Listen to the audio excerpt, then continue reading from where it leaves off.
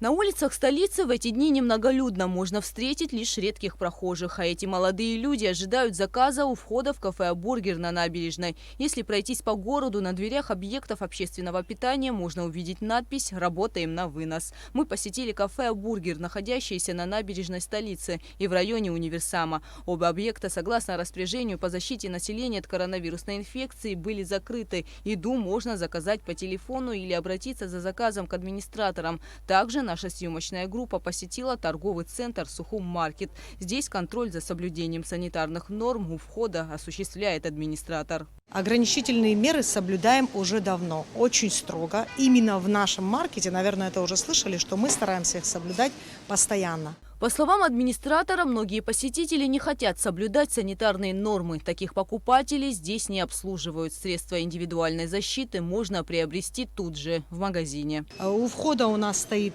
специально дозатор, которым люди опрыскивают, люди обрабатывают свои руки. Также маски есть и на кассе, и в аптеке по приемлемой цене, которую они могут приобрести и одеть.